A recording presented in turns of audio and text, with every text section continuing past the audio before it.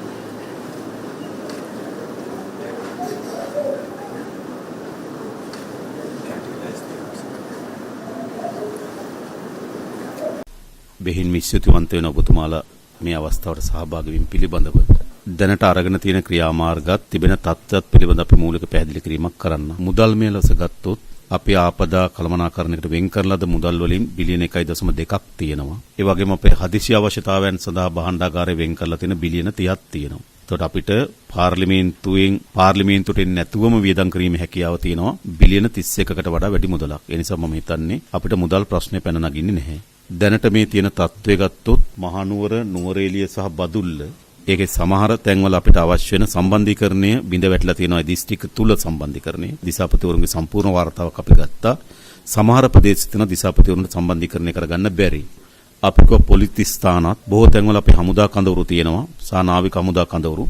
ඒ කඳවුරු හරහා ඒ ප්‍රදේශ සම්බන්ධීකරණය කරගන්න වැඩසටහන සකස් කරලා තිබෙන්නේ. ඊළඟ ගත්තොත් ප්‍රධාන වශයෙන් ගත්තොත් දැදුරුවය නිම්නයේ ඇති වෙන ප්‍රශ්න ටිකක් වර්ධනය වෙමින් යන තත්ත්වයක් තාම තියෙනවා.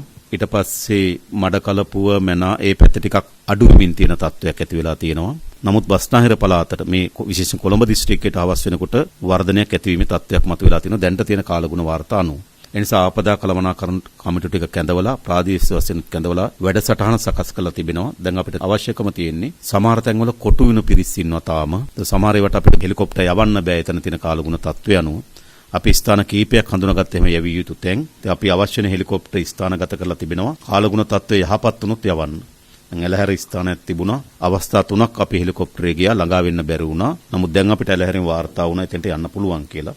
එතෙන්ට අපි යවන්න සැලසුම් කරලා තිබෙනවා. ඒ වගේම අපි විශාල මෙහෙයුමක් මේ වෙලාවේ කරමින් ඉන්නවා. කලාඔය ආසන්නයේ බස් එකක් හිර වෙලා තිබෙනවා. ඒකට ගොඩබිමින් හෝ බෝට්ටු වලින් කිසිවකින් එතෙන් ළඟා වෙන්න බෑ.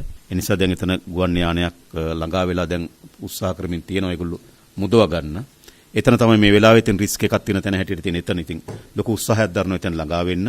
ඉතින් අපි සමහර රාජ්‍යයෙන් අපිට ගුවන් යාන පහසුකම් අපි ඉල්ලලා තියෙනවා. දේශ ගණනාවක මේ ප්‍රශ්න තියෙනවා.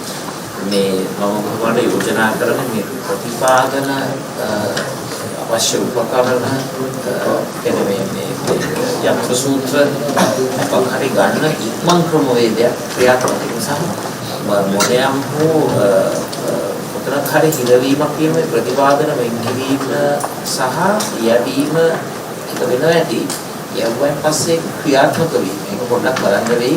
අපි දිසාපතිතුමාලා දැන් එකතු කරලා එතුමාලට කිව්වා අවශ්‍ය චක්‍රලේඛන වෙනස් කරන්න අපේ රාජ්‍ය පරිපාලන අමාත්‍යාංශයෙන් ඒ චක්‍රලේඛන ටික යවනවා ඒගොල්ලෝ චක්‍රලේඛන කරන්න කවචන ඇත්තටම ලේසි දිස්ත්‍රික් සංවර්ධන කමිටුවේ අනුමැතියට යටත්ව වියදම් කරන්න අතර ඒගොල්ලෝ එකතු වෙනවනේ දිස්ත්‍රික් සංවර්ධන කමිටුවේ අනුමැතියට යටත්ව වියදම් කරන්න අවසර ලබා දෙන්න අපි මෙහි චක්‍රලේඛනයක් යවන දිසාපතිවරුන්ට ජනාධිපතිතුමා ගම්පල දැන් දැනට අපි දන්නවා තට්ටු දෙවෙනි තට්ටුනේ තුන්වෙනි තට්ටුවේ ඉන්න ගෙවල් වල කට්ටිය කාලගුණ විද්‍යා දෙපාර්තමේන්තුවේ කිව් විදිහට මේක තව දවස් දෙකක් අපි බලාපොරොත්තු වෙනවා නම් අනිවාර්යයෙන්ම මේ මිනිස්සුට එළියට අදින්න ඕනේ. ප්‍රශ්නේ තියෙන්නේ මේගොල්ලෝ තව නම්බරයක් හරි කියන්න ඕන කවුරුත් දන්නෙත් නැහැ. ඒකට මොකක් හරි සෝෂල් මීඩියා වල හරි ෂණිකෝ ඒ ගම්පල දැන් අපේ නේවි එකෙන් යවනවා නම් බෝට්ස් හරි ඒ කන්ටැක්ට් කරන්න ඕන නම්බර හැමතැනම ෂෙයා කරලා පොඩි දුන්නොත් ඒ තැන්වල කට්ටිය කියයි. අපි මෙහෙම කරමු. දැන් ඔබතුමාලාට එන තොරතුරුත් ලබා දෙන්න අපි මෙතන සෙන්ට් එකක් තියෙනවා. ඒතර ඔබතුමාලාට එන තොරතුරු මෙතන ලබා දෙන්න අපි කමාන්ඩ් නම්බර්ස් 10ක් දීලා මෙතන ගන්න ඔක්කොම ටික මම කියන ආමි එකේ නේවි එකේ ඔක්කොම මෙතන කෝඩිනේට් කරන් ටීම් එකක් දාන්න. ඕගොල්ලන්ගේ ඔෆිස් වලිනුත් එවන්න භාෂා දෙකෙන්ම නේද? ඕගොල්ලන්ගේ ඔෆිස් එකනුත් එවලා නම්බර්ස් 10ක් දාලා මෙතන ටීම් එකක් දාන්නකෝ. පොලිසියයි 3 forces අපිට මෙතනින් ආපදායකින්. ඒතකොට ඔයගොල්ලොත් තියෙන තොරතුරු ඔක්කොම මෙතන පොඩි සෙන්ට් එකක් තියෙනවා. ඒ සෙන්ට් එකට අපිට තොරතුරු ටික දෙන්න. එන ඔක්කොම තොරතුරුනේ කොහෙන් ආවත් තොරතුරු ටික දෙන්නකෝ. ජනාධිපතිතුමා කාරණා යෝජනා කීපයක් තියෙනවා. එකක් තමයි මම වවුනියා මුලතිව් ට්‍රින්කෝ කතා කරා. එහි ප්‍රාදේශීය ලේකම් කාර්යාලයක හැම කාර්යාලයකම පුළුවන් නම් ආමි එකේ හරි සිකියුරිටි ෆෝසස් වල එක ඔෆිසර් ග්‍රේඩ් එක්කෙනෙක්ව පත් කරන්න පුළුවන් නම් ඒ කෝඩිනේෂන් එක ලේසි වෙයි. මොකද ප්‍රාලේලරත් ගොඩක් අයට කොයි බ්‍රිගේඩ් එකකටද ගන්නෙ කොයි කැම්ප් එකකටද ගන්නෙ කියන එක පිළිබඳව ගැටලුවක් තියෙනවා කියලා සඳහන් කරා එක කාරණයක්. ඒත් එක්කම හැබැයි තව ගැටලුවක් ඒගොල්ලන් කියනවා ඉවැකුවේට් කරන්න කියලා කිව්වට මිනිස්සු යන්නේ නැහැ. මොකද ගෙදර තියෙන වැලියබල්ස් ටික ඒ ටික දාලා යන්න බයයි. එතකොට ඒගොල්ලන්ව බල කරලා යවන්නත් ක්‍රමයක් නැහැ. අන්තිම මොහොත වෙනකල් ඉඳලා වතුර උඩටම ආවම පස්සම යන්න ලෑස්ති වෙන. ඉතින් ඒකටත් මොන හරි අපි පොලිසියට කිව්වා ගෙනියන්න කියලා. බලෙන් හරි ගෙනියන්න වෙනවනේ. මේක ලක් වුණාට පස්සෙත් ආයේ අපි මතමනේ එන්නේ.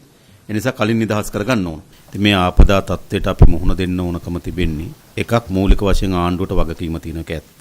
හැබැයි මේ ප්‍රශ්නේ ආණ්ඩුවෙන් පමණක් විසඳිය හැකි ප්‍රශ්නයක් නෙවෙයි. ආණ්ඩුව නියෝජනය කරන නොකරන සියලු දේශපාලන පක්ෂවල යාන්ත්‍රණ තියෙනවනේ. ඒ පක්ෂවල යාන්ත්‍රණ උපයෝග කරගන්න ඕන මේ තත්ත්වෙ මුදෙන්න. ඒ වගේම අපි දන්නවා මාධ්‍ය ආයතන සහ අනිකුත් ස්වේච්ඡා සංවිධාන තියෙනවා. හැම විටකම මේ වගේ අවදානම් තත්ත්වයකදී ක්‍රියාකාරී මැදිහත් වෙන ඒගොල්ලන්ගේ දායකත්වය අපි ලබා ගන්න ඕනකම තිබෙනවා. මේ ආපදා තත්ත්වයෙන් අපි අපේ පොදු ජනතාව මුදවා ගන්න ඕනකම තිබෙනවා. ඉතින් මම හිතන්නේ ඒ සඳහා සියලු දෙනාගේ සහාය අපි අපේක්ෂා කරනවා. ඒ සඳහා තමුන්නාන්සලා මෙතන සහභාගී වීම පිළිබඳ විශේෂයෙන් විපක්ෂ 나යකතුමා අපි සියලු දෙනා එකතුව මේ ආපදා තත්ත්වයෙන් අපේ ජනතාව මුදවා ගැනීම සඳහා වැඩ කරමු කියන ඉල්ලීම කරමින් එනම් සියලු දෙනාටම බොහොම